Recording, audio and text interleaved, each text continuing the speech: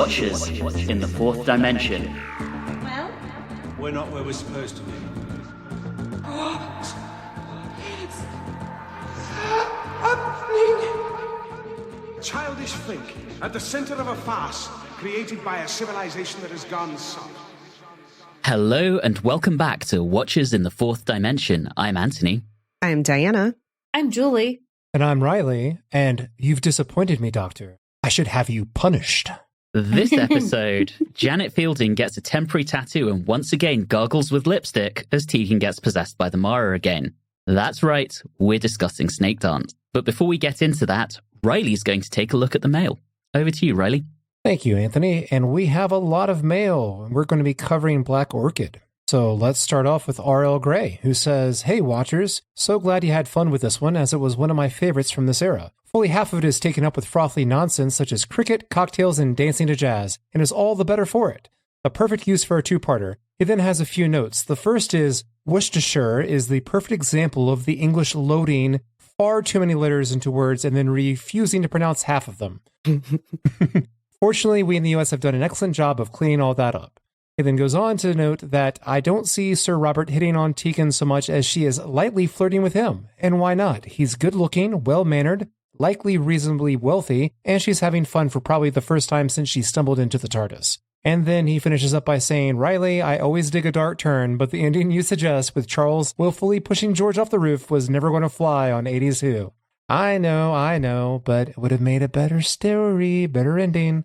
Next up, of course, is good friend Alan Seiler, who says that Black Orchid is a great hoot, a pleasant little cottage mystery that gives the main cast a little time off from all the sci-fi horrors they've been facing. I've been waiting for you all to reach this one, as it rectifies a lot of the complaints that you've had about the companions. Finally, after being chased and captured and possessed and threatened for a whole season, they get to have a little fun and just be themselves. It's so rewarding to see them get along as friends for a change. I don't think there was any real flirtation between Tegan and Sir Robert, but it was lovely to see them enjoying each other's company. I love the Davison two-parters. We get one each season, and as much as I enjoy Black Orchid, it is my least favorite of the three. I'll give it 7 oddly placed police boxes out of 10. I guess we just really wanted to ship those two because everyone else is like, no, they weren't flirting. Yeah, I guess so. It's funny how there's a disagreement there a little bit, and there's another disagreement that comes up in the mail later about just the quality of the serial in general, which I think we'll get into right now with Bill Stevens, who writes in and says, "Great episode as usual, Watchers. What I love about Black Orchid is Tegan's character progression. In the sci-fi stories, she's a fish out of water, but here she's excitedly explaining a culture she's totally familiar with to a bemused Adric and Nissa. The Target novel goes into detail as she explains her admiration of Alan Border, the future Australian cricket captain. Big Finish, where are Alan Border stories, is all I'm asking. Unlike Talons, Black Orchid does call out negative treatment of indigenous and disabled people. We shouldn't shy away from portraying negative historical behavior. The message I get is, it happened, but it was bad. Britain's class structure is well represented here. Any country house would have had upper-class residents, guests, and loyal servants. Unlike a story set at the same time in, say, a Lancashire mill town, there were hardly any working-class people to portray. Overall, a nice fleeting look back to what the Hartnell era used to show as we approach the 20th century, 8 talented all-rounders out of 10, which I'm assuming is a cricket term." Yes. Yes. Stacy Custer writes in, "First, I'm so glad you're back. I was very excited to see this new episode." Well, thank you, Stacy. "Second, it feels like we watched different shows. I can't say that I enjoyed this very much. Visually, it was a feast. Wonderful costumes. I liked the location. It was a beautiful house. The garden party was lovely. The acting was generally decent. But that's where the good things stopped. The story was uninspired and dull. This might be the first time I've been bored watching Doctor Who. I hated the characterization of George. It was so inconsistent. He's this gurgling, lumbering monster until he wants to be super intelligent and create a plan to go in disguise to get Anne. He walks in with confidence, fully upright, has the proper manners, dances to the beat of the music looking like he fits right in, and then immediately goes back to hunched over, gurgling monster again after he kills the servant. The way his physicality changes, you can see the shoulders hunch as he becomes the monster again right before the cliffhanger. His character was this weird mixture of super intelligent planner and ridiculously lumbering idiot, and it just didn't work for me. And frankly, Latoni deserved what he got.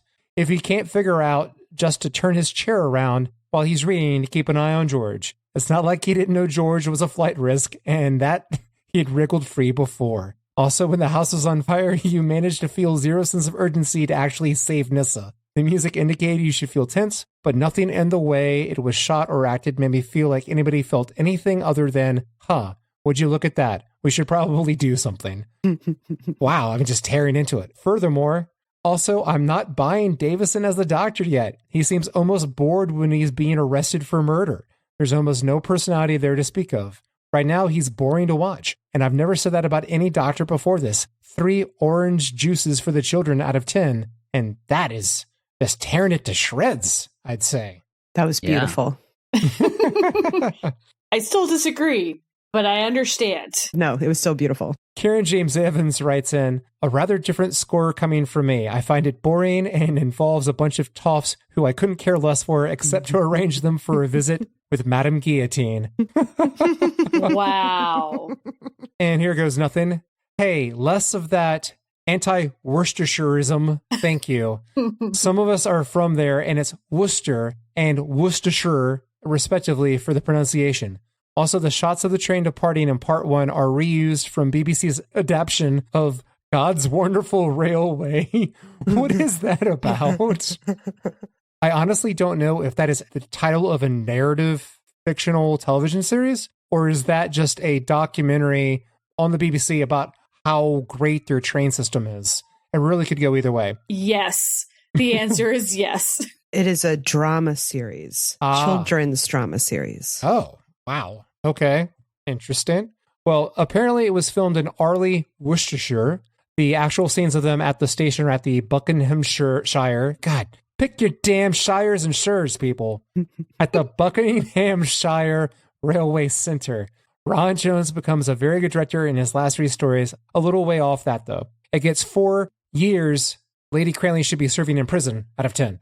You notice how I'm giving you no help whatsoever on the pronunciation of these counties because I'm having far too much fun letting you stumble. And I actually practiced before we got on here tonight. I kind of feel like maybe I was penciled in for mail intentionally for this, maybe. Actually, no, but I'm delighted that you ended up doing this. The way I kept waiting for Anthony to correct him.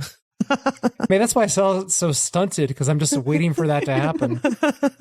Well, David Gordon was nice and doesn't put any of those difficult to pronounce words in his bit of mail. And he writes, this really is a poor effort. When you only have 2 parts to work with, you expect something tight and fast-paced, but not here. This is as slow as an asthmatic tortoise with more padding than an upholstered sofa. There is about 20 minutes of plot here, and so they end up dragging it out beyond belief. The cricket stuff seems to go on forever, just like normal cricket, really.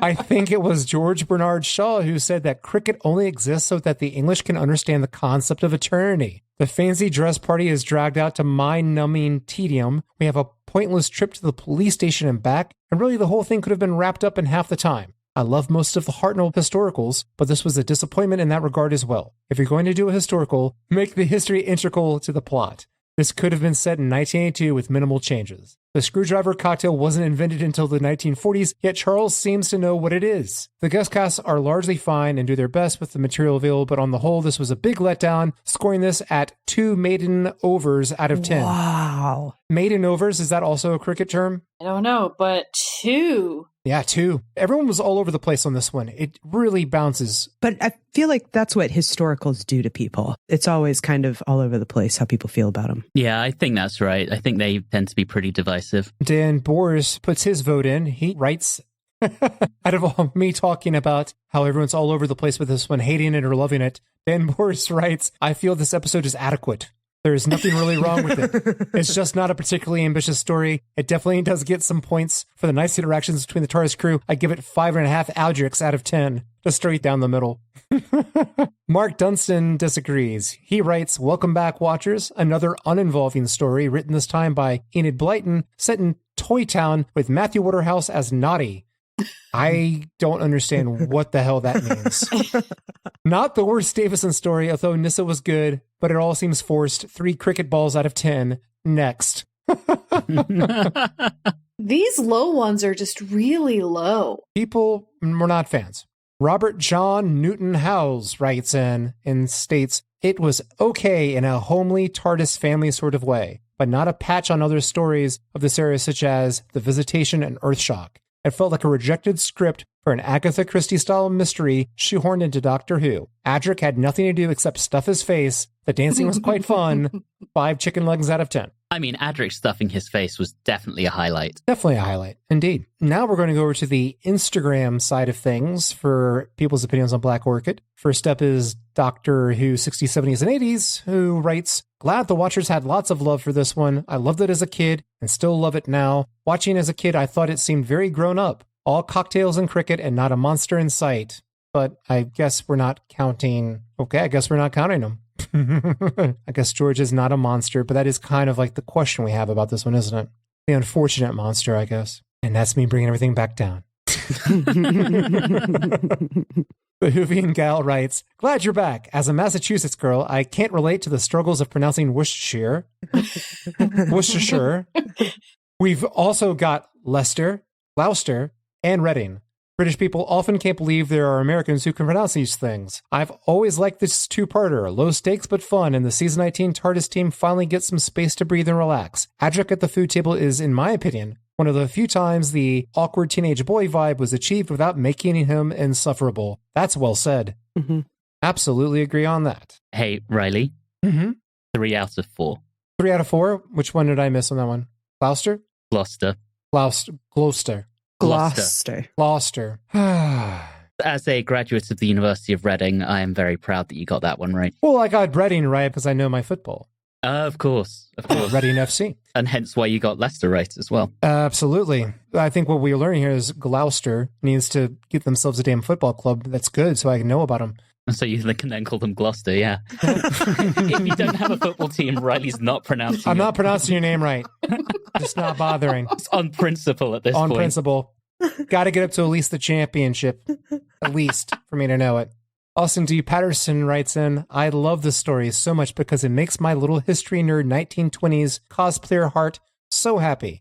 And Julie, I'll definitely join you for that 20th themes party. I still have my flapper dress from a photo shoot. Yes. That sounds awesome.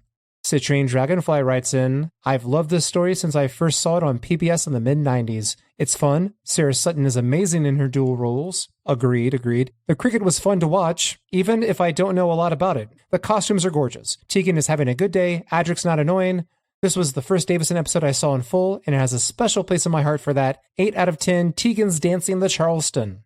And wrapping it all up, Beardo Beatnik writes in with, I have never watched this one until right before this episode dropped. I feel it definitely needs to be a 6-parter, with parts 2 through 5 being dedicated to the cricket match. 6 out of 10 Charleston dances. And that is the mail. Can you even imagine? I could. It would be wonderful. Well, thank you, Reilly. And as a reminder to our listeners, we really do love getting your feedback, thoughts, comments, and questions, and we do try to read out as many as possible on the show. So please do get in touch. You can contact us through Facebook and Instagram at Watchers4D, or you can email us at watchers4d@gmail.com. Additionally, we'd love it if you subscribe to the podcast if you're not already doing so, and if you dropped us a review or rating on your podcast platform of choice. And I also want to give a shout out to our Discord server. You can interact with us directly on Discord. There is an invite link in the blurb for this episode, so go check that out as well. Moving behind the scenes, this one starts when Christopher Bailey's first Doctor Who serial, Kinder, was wrapping up production in August 1981, and he and script editor Eric Saywood had already started talking about a sequel. Saywood thought that the Mara was a concept worthy of further exploration and that this would be an opportunity to further develop the character of Tegan. Bailey was wary of returning to Doctor Who, having been unhappy with just how much rewriting Saywood had done on Kinder, but he relented when he was promised that any such interference would be minimal with a second story. Working closely with Saywood, he drafted an outline for a new story called Snakedance, which sometimes was 1 word, sometimes was 2, which was commissioned at the end of September 1981. Happy with the outcome, Saywood requested the full scripts from Bailey by mid-November. Just as he had done in Kinder, Bailey infused the names he chose for Snakedance with hidden meaning. Buddhist terms again made an appearance, inspiring Manusa, meaning the hidden realm, Tana, which is craving, Dugdale, which was derived from Dugati, meaning unhappy existence, Dojin was an homage to Dogen, a master of Zen Buddhism who lived in 13th century Japan, and Dugdale had earlier been called Duchen, which was a platform used by Hebrew priests, while Shela was named for a Hindi word meaning religious disciple.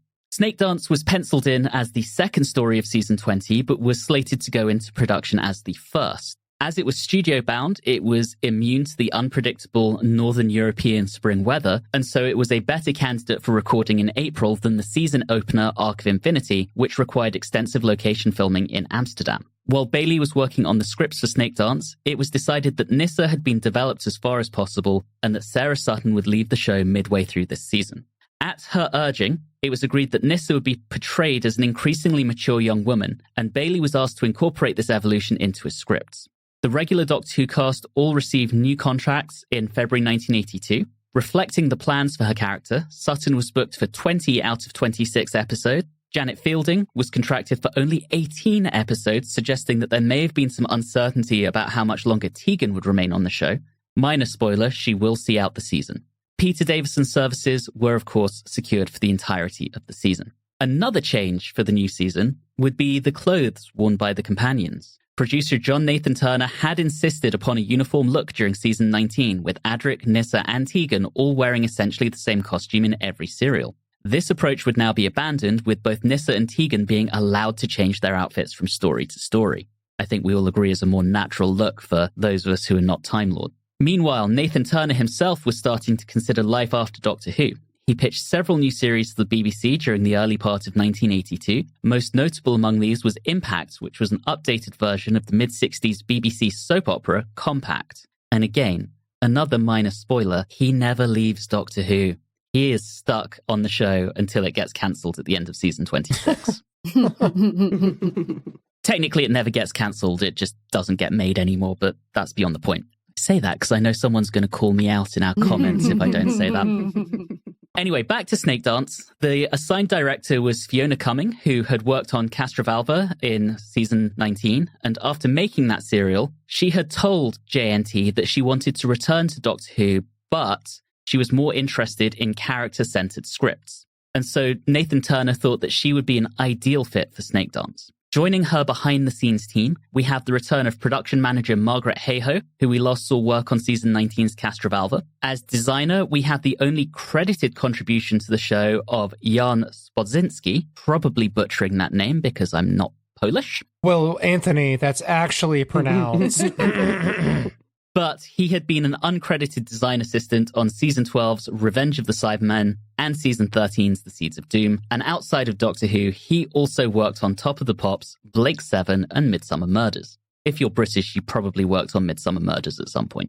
As costume designer, we have the return of Ken True, who we last saw work on Season 8's Terror of the Autons, so it's been a hot minute for old Kenny boy. And our final returning contributor is composer Peter Howell, whose work we last saw on Season 19's Kinder. In post-production, because production was relatively uneventful, it was discovered that the concluding installment was overrunning quite significantly, forcing Cumming to restructure much of the episode. One major sequence, in which the Doctor reassured Tegan that she no longer had to worry about the Mara, was dropped altogether and would instead be held over to the start of the next serial. The finished version of Snakedance was broadcast between January the 18th and 26th, 1983, and it would prove to be Christopher Bailey's last televised Doctor Who story. Late in 1982, he began developing a narrative ultimately called The Children of Seth, but he became so disillusioned by the process that he abandoned his scripts and decided to leave the television industry altogether.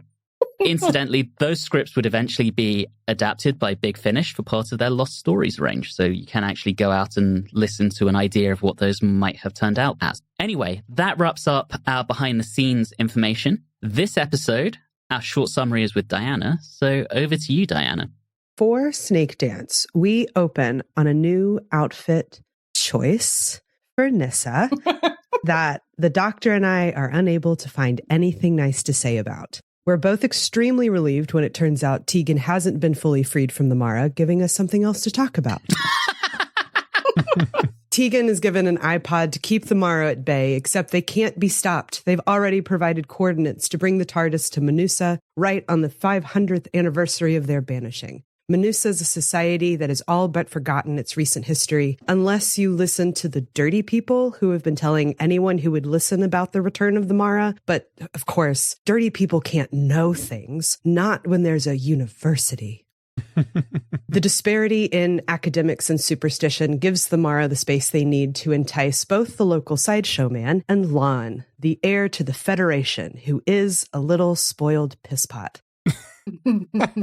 The doctor gets bitten by a snake and has a nice little trippy telepathic chit-chat with the neighborhood hippie. Lon dresses up like Nero had a daydream about King Louis XIV. And the Mara grows a pet snake out of Tegan's arm. The Mara ends up being destroyed, ? Because the doctor refuses to pay attention to them, which is a real mood. And we close on what seems to be a rare moment when the doctor isn't snapping at a companion, because let's be real, Tegan had a pretty rough day. Would be on brand for him to still snap at her. Oh, yeah. All right, let's talk about this. Part 1. Yeah, why? That outfit. Oh, my God. What? I actually really like it. No, stop. No. It's interesting, but I don't think it fits her character. The competing stripes are very 80s, and so I'll let that go. The shorts under the skirt, I get the safety shorts. She needed safety shorts several times in this story, but they didn't have to be those. To be fair, I didn't notice them at all. Oh my God.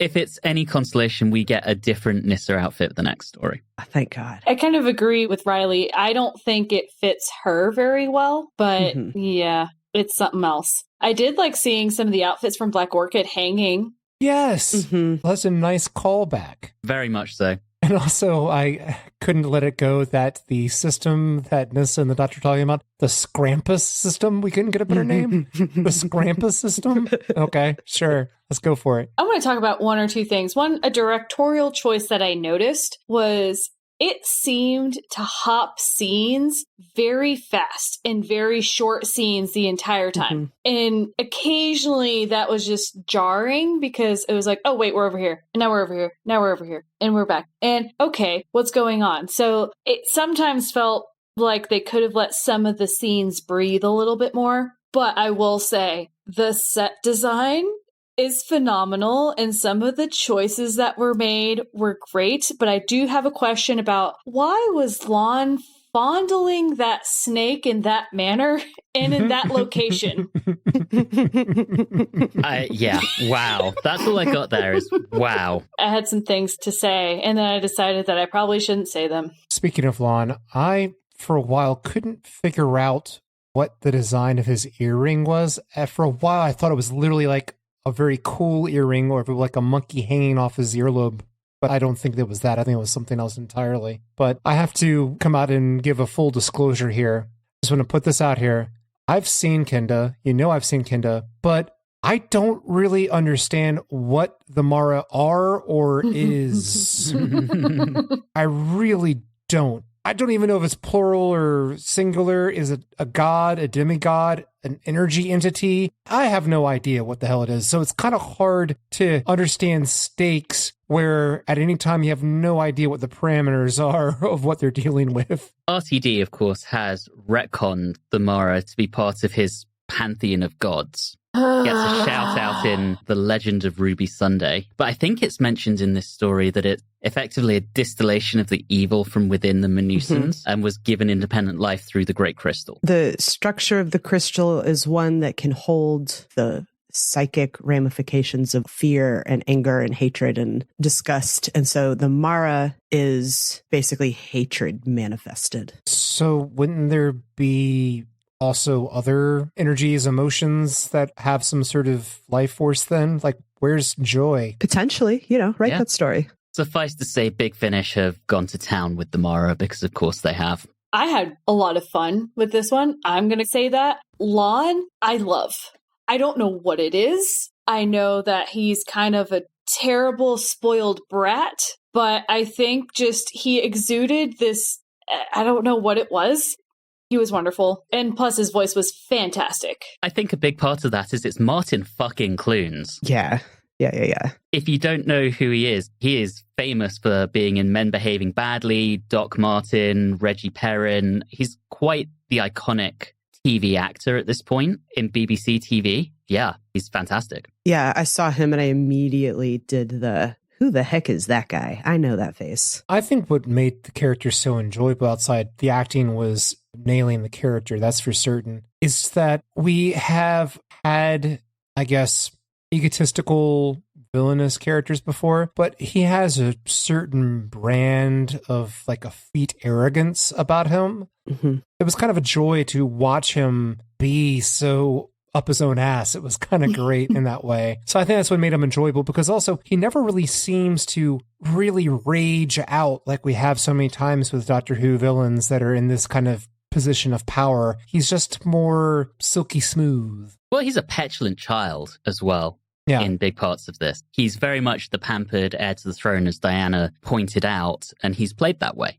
And it really works. I could see a connection there, even though this performance, the character was different because there was a little bit of rage and anger there. But Malcolm McDowell as Caligula, I accept that with Malcolm McDowell's performance. He's completely batshit insane and really just much more vicious than Lon is. Yeah, I love Caligula. I thought he actually worked really well because they were very ambiguous and vague about his actual motivation. He's doing everything, and it seems to just be because he's bored. So he's like, this sounds like not boring. So I'm going to lean into it a little bit. I like the fact that he's chaotic, but he's not actually evil, because it doesn't seem like he's actually doing this for evil intent. He's just like, let's see what happens. This sounds fun. Although the extent to which he's possessed by the Mara when he links up with Tegan, I couldn't quite figure out whether he was fully possessed or not, because he starts being more of himself, but he's still bearing the mark of the Mara. I know it makes more sense knowing that they were running so far over, but I wish we had gotten a little end cap on what happens at the end with him. Yeah, that's a good point. Because I would have liked to know how far under the Mara he was. And Diana, I think you're absolutely right there about his motivation as being boredom, because I believe oftentimes it's been written up in sociological textbooks about, for the leisure class, that is basically the thing. When you've experienced and can have just about anything, novelty is so crucial. And to have something like this once in a lifetime opportunity to come around to mess things up and do something that is completely unusual is an opportunity that a person in his position would not pass up. Especially if everyone around him is telling him, this is the way that the world works, and he's got enough information that would upset the social order. Like, that sounds like a good time. Completely agree. I also want to talk about Tana, his mum. I love her too. I loved her. Yeah, she's great. But initially she starts talking about the natives of the planet and talks with such disdain about people who put themselves into trances, eat roots, and handle live snakes. It's such a colonizer attitude. Oh, yes. We're back to colonialism. It's been a minute. Well, it hasn't. It's really been Black Orchids. It's not very long at all. Yeah, she's a great character. I think she's the side of the lawfulness of that power structure, or of that caste system, while Lon is the chaotic version of it, the chaotic side of it. It's good. They balance off each other. Yeah, she's like the best you can hope for, and he's kind of the problem with the system. I love their relationship. And the storytelling that happens in the background that you get through their conversation. And that, I think, was a good way to get some of that information across in a good way that isn't just boring, hey, here's some information, but you also get to see this relationship with these two people. And she was another one that had vague, what is she going to do kind of a set to her. Because every time she showed up, I had no idea what she was going to do. Is she going to be the light-minded, I'm just going to get through this conversation kind of a moment? Or is she suddenly going to be like, my husband is the king, the federator, the captain of the federation, whatever he is. You know, she's got some kind of power. Sometimes she'd step up and use it. Sometimes she wouldn't. I was always excited when she was on screen. I also find it interesting that we never met him.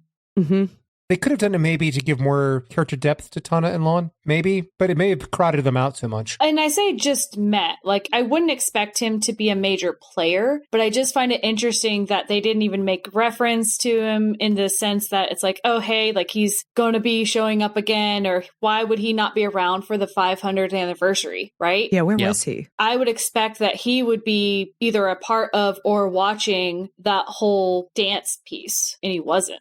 And he was out there in the desert getting stoned on that snake venom. That's what he was doing. He knew what was up. While we're talking about characters, the other one I want to touch on, since we see him pretty early, is Dugdale. Firstly, poor Dugdale. He has a rough ride of it this story. He looks a bit like Jared Harris, but is actually played by Brian Miller, who is otherwise known as the husband of Elisabeth Sladen. Oh, wow. No Yeah. way. Yeah, nice little factet there. I do disagree that he got everything he was coming for him. That snake oil salesman. Good Lord. If you're going to play in crime, you're not going to win most of the time. But he was very good. I enjoyed him. Plot-wise, I don't even know where to start with this. I had one other thing before we get to too much plot. Did anyone else notice a lot of things that J.K. Rowling probably took from for the Chamber of Secrets? Because there's many. Yeah. Just in and of itself, you've got this snake thing that's on the wall, and then you do something to that wall, and it opens up a secret chamber behind it. I'm not at all a Harry Potter knowledgeable person, but the snake kind of alive tattoo thingy on the arm, isn't that something from Harry Potter? Yeah, so the Death Eaters have a skull entwined with a snake. Yeah, there you go. Mhm. Is it called the Dark Mark? Is that Yes, what it's called? it's the Dark Mark, yes. It's been a minute since I've engaged with the Harry Potter universe. I hadn't even thought about that until you brought up Harry Potter, and then I said, oh yeah, don't they do that thing too? I'm just throwing that out there. Just ripped Doctor Who completely off. That's Well, what you did. between that and Lord of the Rings. But yes. Just smash them together. Just smash them together. Dash of Arthur. Yeah. A dash of English boarding schools and you're done. Oh boy. Okay, now we can get to plot. Thank you, Anthony. Tika needs a hearing aid. Yeah. Yeah. This is relatively simple, the whole story through plot. Tegan gets possessed again. Mara wants to come back. There's a celebration going on that they're going to use to make the Mara come back and realize itself again. And that's about it for the plot. It's not complicated. It's really not. And I think that's one of the negative aspects of it is that, as you just point out, if you really think about it, nothing happens. I mean, until it's a we get to the character last up. Well, then who's the character, though? It's not Tegan because she's basically No. gone from halfway through the first episode. But we got a lot of Nyssa. Mm-hmm. And Okay. we get a fair amount of Lon. We get the weird establishment academic. But do we want a lot of Lon and the academics, though? Do we? We just said how much we enjoyed Lon. Yeah, I do enjoy Lon, but like, I don't want a whole character piece about Lon. I want him to ruffle the feather of our protagonist, is what I want him to do. Yeah. Yeah, that's fair. This is an example of, I think, a problem that I've been having with the Fifth Doctor here is that this episode, because of what you just pointed out, Anthony, is wide open for his personality to shine through. But then at the end of it, I'm asking, what personality? What is his personality? And I thought about it when I was watching, and I thought of the previous four, and I said, I could describe the previous four pretty clearly in one sentence. If you asked me to describe the Fifth Doctor in one sentence, I could give you something, but I would not be very sure that I was correct. Because it's just, he's so reserved and so mild, I can't put a finger on him. I was going to wait until the end of the episode to ask you, is he the Doctor yet? But I'm going to assume your answer is still no. Sorry, I had to bring it up. I wanted to get it out now.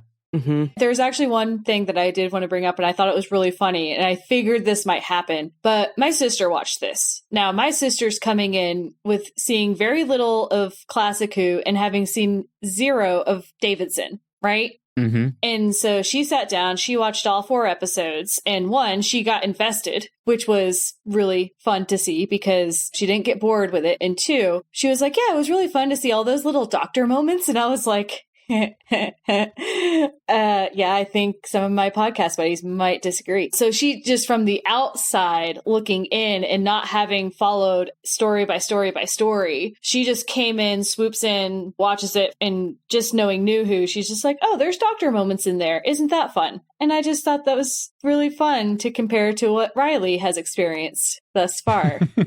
I would love to feel the way that everyone else does. I really, really would. Well, I'd like to put a pause on that. I fully agree with you, Reilly. It's one of those situations where it's not great. I still see bits and pieces, but it's not a fully fledged out everything. But he's still the Doctor to me. I think it's noted I've settled.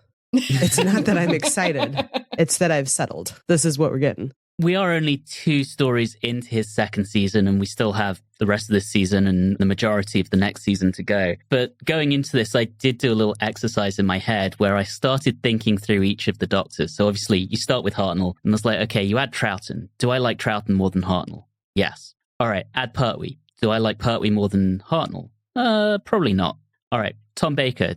Do I like Baker more than Pertwee? Yes. Do I like him more than Hartnell? Yes. Do I like him more than Troughton? No. So I'm starting to effectively stack rank them. And the 5th Doctor, do I like the 5th Doctor thus far more than the 1st Doctor? No.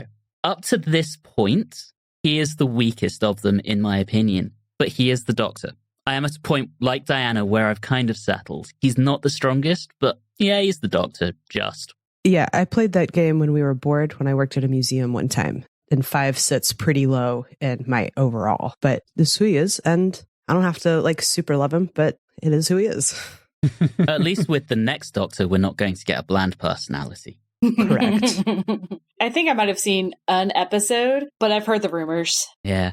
Not to get too far off track. Yeah, I think we need to wrap up part 1. Mm-hmm.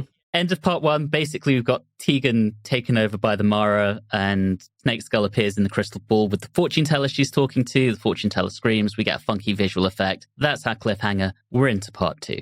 Without a doubt, the best part of part 2 is that when they have the shot, you call it a snake skull. I really couldn't tell. I thought it looked like an alligator skull. I don't know what the hell it was. When they superimposed it on her body and it was talking, I was dying laughing. It was the most amazing thing I had seen on the show in a really long time. I could watch that for a very long time and still laugh. It is amazing. I think my favorite thing of this episode is we get possessed Tegan being kind of puckish. I love it. Yeah. Mm-hmm. It's so wonderful. That's really strong for me. I really, really enjoyed that. This is the element of her that we liked when we were in Kinda. Mm-hmm. And I just kind of wish we had a little bit more of that lightness and playful, mischievous evilness than the voiceover, Zool kind of thing we get towards the end. That seems very stoic. Yeah. Well, I think it's also, too, that at the beginning, when she's being puckish, it's around Nyssa, trying to do all those things and all of that. When it becomes more Zool, the end is in sight. Mm-hmm. I have a very distinct thing. This is the thing that I need, and I must get it, and I must get it now. And so I think it's because the plan changed, and now there's something to accomplish. I mean, here's the thing. Part 2 generally didn't engage me, but there were moments I really enjoyed. When the Doctor's talking to Ambril about the 6 faces of delusion, and Ambril is trying to tell him this doesn't mean shit. There aren't even 6 faces on here. It's just 5, and he hasn't put it on, and he's like, how many faces are there now? And Ambril gets so mad because he's such an idiot. That's really enjoyable, but so much of this story, but specifically this episode, just lost me. I had one note for part 2, and I already mentioned it. And that was it. Wow. I absolutely agree, Anthony. I have a lot more notes for parts 3 and 4, but part 2, I agree, Anthony. Mm-hmm. Nothing really happens. See, I had a few things to talk about in part 2, which is there's some music stuff that I wanted to discuss. One, why in the world did we decide we needed to make this little noise whenever we open curtains? I wrote that down too. I didn't like it. One time, okay, you might be able to get away with it, but every single time it gets obnoxious. Especially when 2 or 3 people would go in a row. Mm-hmm. So what are we doing? Incidental music. Now, when they're in the streets and doing all that stuff, and I think there were skeleton shaker head things and all this other stuff, a lot of that was really fun. It felt like in-universe music piece, and I thought they did a good job of that piece of music, but I think whenever it was more background of not in universe, it didn't work as much for me. Yeah, I see that. There's my little music bit. Wouldn't be a Watchers in the Fourth Dimension episode without a Julie music bit. There have been sometimes, and it's usually when I have nothing to say because the music didn't strike me as good or bad. Should just have a Julie's Music Corner segment with a little jingle right before it. I'm trying to take notes this season when she talks about the music so that I'll have something to say in the retrospective. And I've just decided that when I take my notes, I very clearly put music in there so that when I then go to search through all my documents, I can do Control F music and find it. They're getting to know how the sausage is made.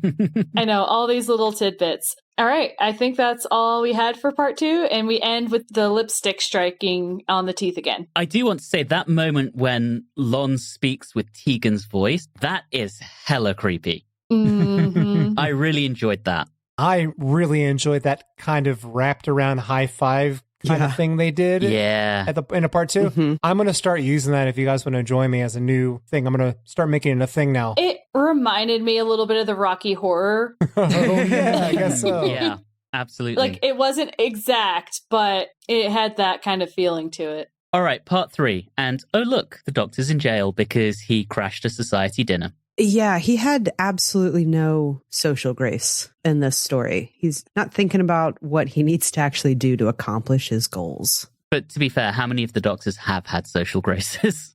Yeah, but he doesn't even try to smooch them. Like, he could have just, pretended to be a nerd. He does that pretty good. Yeah, that's and true. He would have been right up the academic's butt.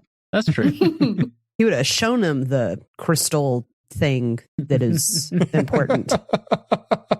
I just realized that I had a lot of fun with the story, but every time I look at the things that I point out, I'm like, none of this is meaningful things that I enjoyed about this story. Like, one of them, the mom, is sitting there drinking something that's bright green, but the carafe is of orange juice. So I'm like, where in the world did we get this colored drink from the orange juice?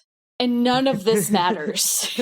I agree with you on that. It seems that a lot of the things that I enjoyed out of this serial are also completely trivial and unimportant. Mm-hmm. Yeah, same. Well, the doctor's stuck in a cage. Yep. Once again, have a shot of Dojin in the middle of the desert, just sitting there. And there's something about that shot. Maybe it's because it's the color of the desert or it's the symmetry, but it looked like the cover of a prog rock album, and if it's not that, the cover of an Earth, Wind and Fire album. No, it definitely is a prog rock album. It looks like one that was designed by, what was his name? Storm Thorgerson, who was of Hypnosis. So he did a lot of the Pink Floyd album covers that are just incredibly iconic. You would recognize his work from a distance. It's very, very obvious when he's done one. And yes, it looked like his work. Can we talk about the very long, but I guess slightly enjoyable Punch and Judy scene? Right. Firstly, I love that Punch and Judy made it into whatever century this is set in. Yeah, it's timeless. What can I say? Seeing puppets hit each other with sticks. On whatever planet, yeah. And it's had a cultural adaptation to include a giant snake. I genuinely love the idea that this stupid puppet show has just made it into space and is being altered ever so slightly to fit the culture in which it's being presented. I can't explain why, but there is just something so charming about that to me. At end of Arc of Infinity, we saw a similar type of thing, not necessarily the Punch and Judy, but there was kids watching a little show. We get kids watching a little show. I'm like, is this now going to be the new thing for Doctor Who? Is all these children watching these little shows? And all that's missing was Omega showing up to stare creepily at one of the children. Yeah. So here's the thing. We had 2 stories in a row that featured airports. Now we've had 2 stories in a row featuring puppets. I wonder what's going to carry over from this one into the next one. Lon. I like the idea of Lon. I do like the idea of Lon. That would be really fun. Imagine if Lon turned out to be the big bad of all of Doctor Who. Obsessed. In his finale outfit, which is the craziest thing I've ever seen. That was crazy, and I guess we're going to touch on it, but that was coming in at the second funniest thing I've seen on the show in a very long time. His outfit, I don't know why, looked like something like SpongeBob would wear. And if not that, I love in that scene, he has that speech where he's just dissing everybody like this is a civilization gone weak. And I said, that's tough talk coming from a man wearing curtains from a children's room with clouds on it. The freaking shoulders look like they had curtain rods. So we've ended up in part 4. Yes. Yes. I do want to say someone needs to cosplay that. And oh my God. That someone's name is Reilly. No. I'm not tall enough and I'm too bearded. I got a beard. You normally shave it off at some point at Dragon Con. Yeah, I shave it off for Dragon Con because of the cosplays. That's besides the point. I'm not wearing curtains. Curtains and rubber gloves. I'm not wearing curtains from a nursery. It should have had like little lambs on there too. It would have fit better. But I guess we're in 4 now. We are. First off, Janet Fielding must have been loving doing this. This must have been so much fun for her. I kept thinking that throughout it, like, this has got to be a blast for her. A big jump from having to be forced to be hysterical in the TARDIS console not too long ago. What I find interesting about it, though, and I find frustrating, right, is when we first get introduced to Tegan, I liked Tegan. And then we forced her into being just complaining and screaming and all this other stuff. And I got really frustrated with Tegan. And now her best stuff is when she's possessed. Like, give her some other things to do. Janet Fielding has acting chops. I think the only thing is they got to give writing to give the character depth, but they can't really do that. The only thing they can do is, hey, let's make her possessed. That'll make her different. It's a week. I agree. Again, it's not a spoiler at this point, but of the 3 companions that the 5th Doctor started with, Tegan is the longest running of them. So going to one of the other companions, I thought that this was actually an interesting bit for Nyssa, because at the top of the episode, I wrote down, I'd really love it if at some point Nyssa gets tired of the Doctor snapping at her. And then like one scene later, he helps her down from the rock and she's like, don't touch me, bitch.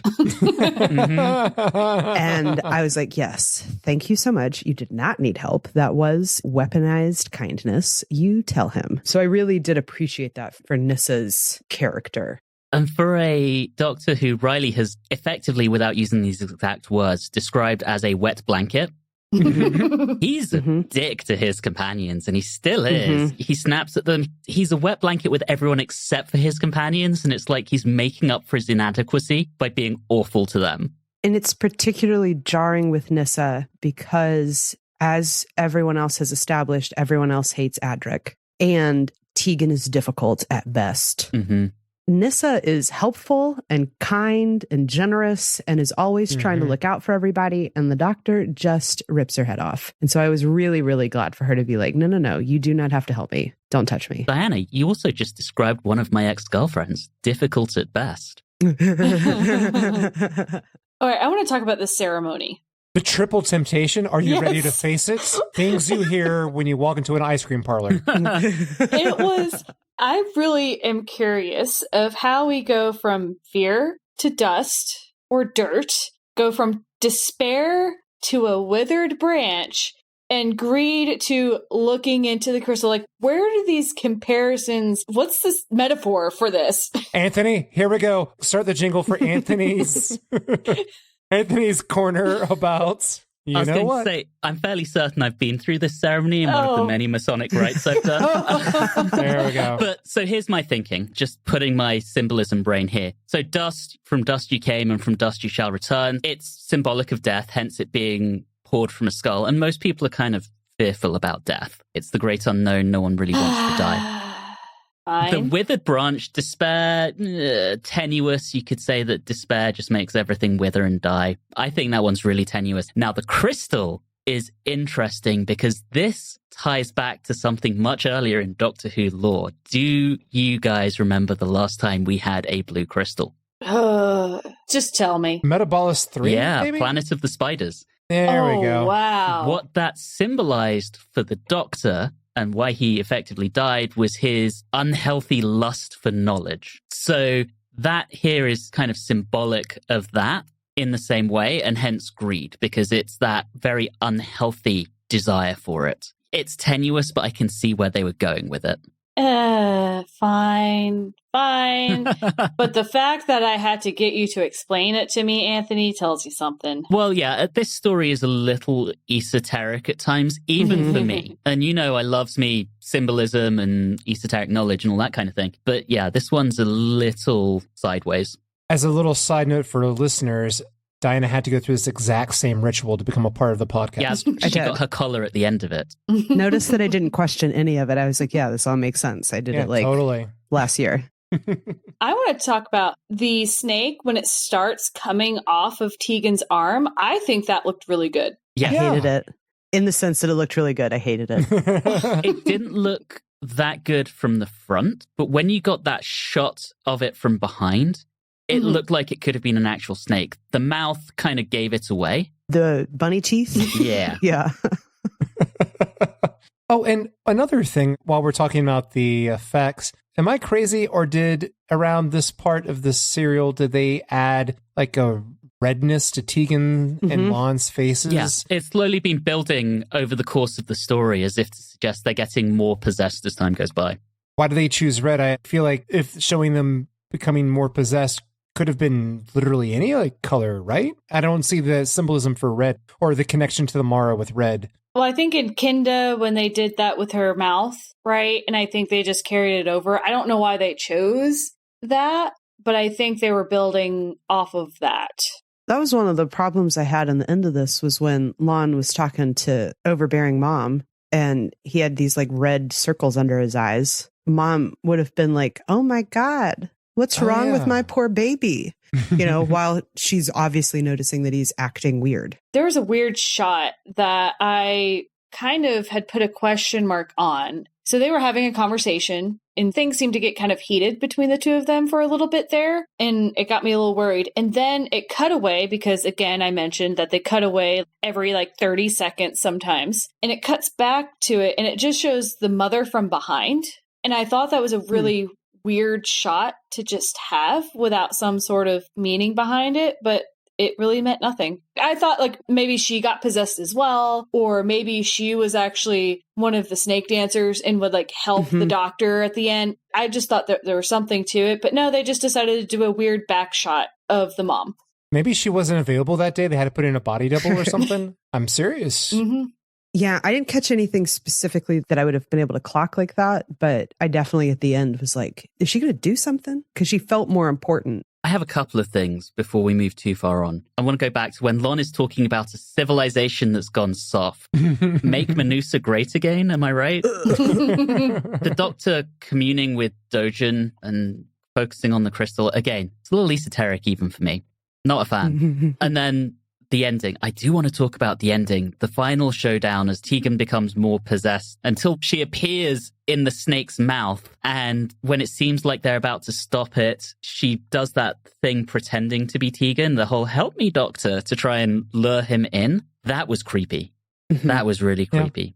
I mean, again, Janet Fielding has been great this entire time. Oh, absolutely. She is very, very strong for what she actually gets in this story. She doesn't get enough, but what she gets. That moment for me was actually like almost proper scary, where I had this moment where I was like, Doctor Who's not supposed to necessarily be this scary.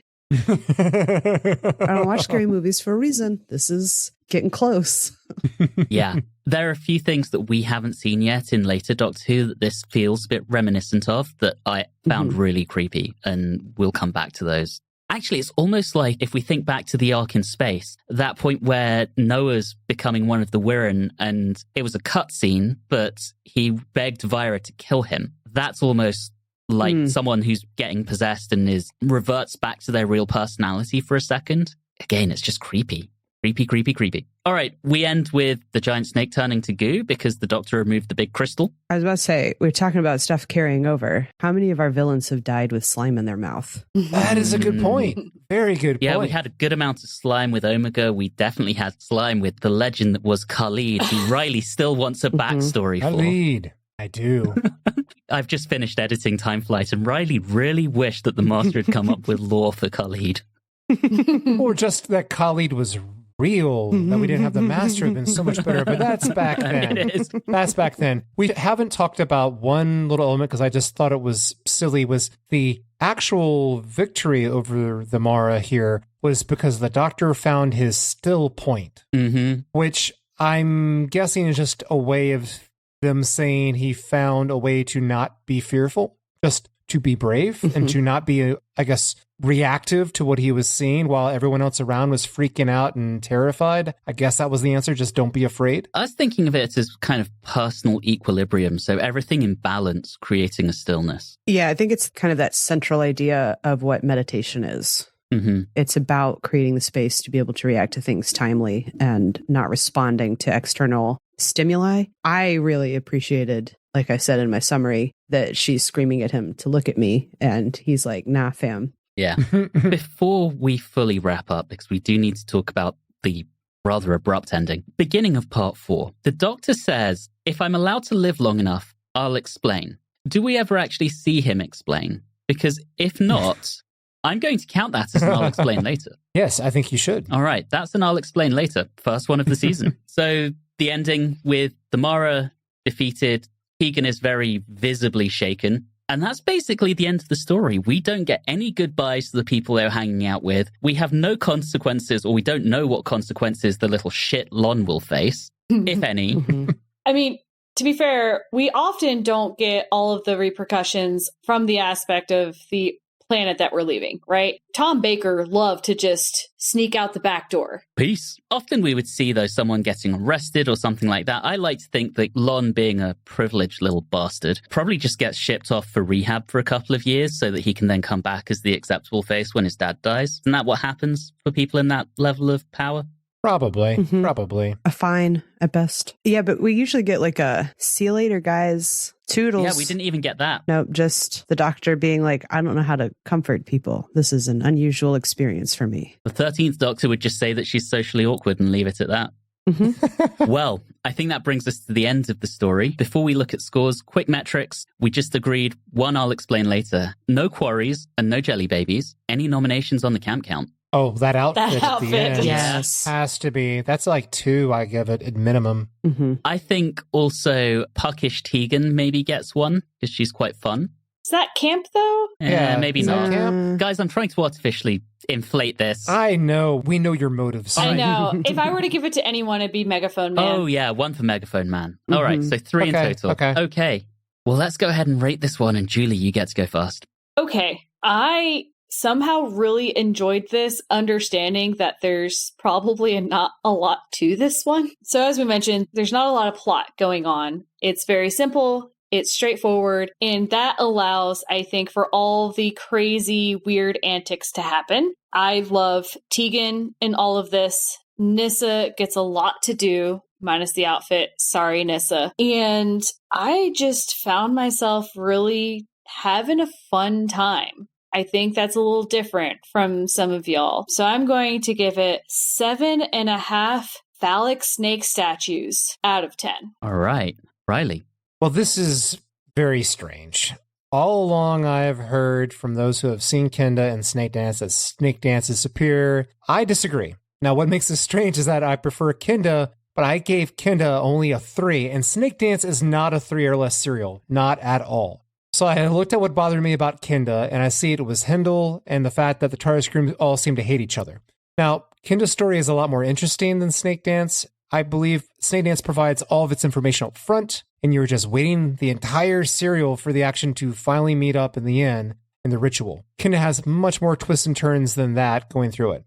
So, controversially, I'm going to propose that we go back and I change Kenda to a 5 so that I can give Snakedance 4 plastic snakes filled with raspberry preserves out of 10. So, Reilly, we had an agreement. Oh, no. No edits to scores until we get to the end of Classic Doctor Who, at which point we all get 1. All right, well, we'll see. So I guess in that case, I'm going to put Snakedance at 4. All right. Hope you remember to edit Kinder when we get there. I have it noted. Diana.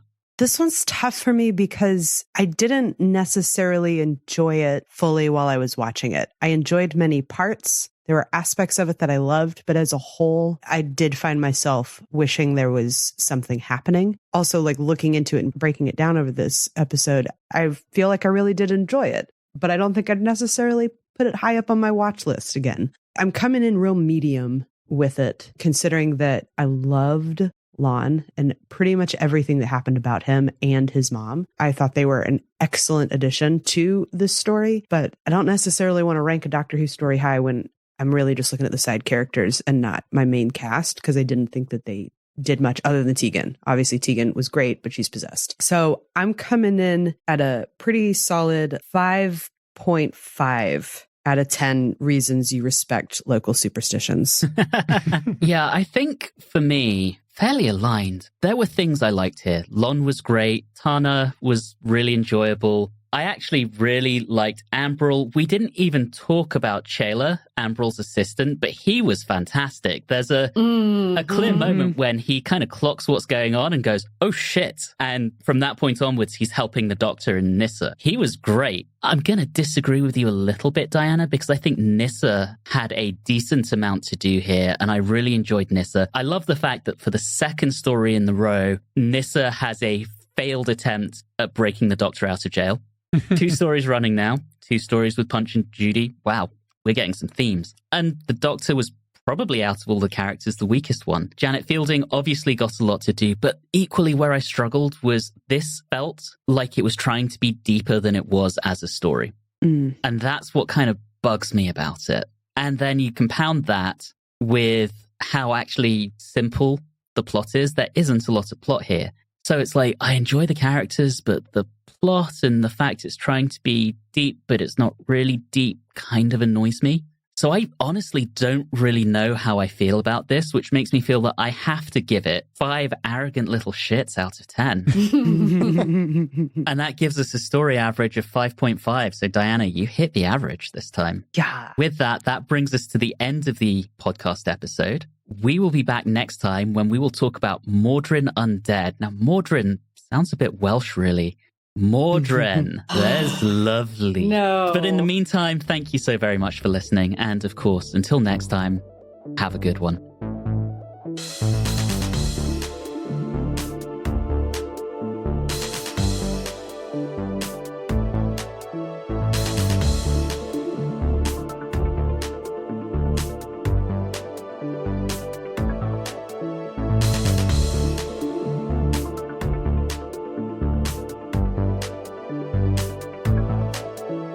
You have been listening to Watchers in the Fourth Dimension with Diana Burney, Reilly Schreck, Julie Philippek, and myself, Anthony Williams.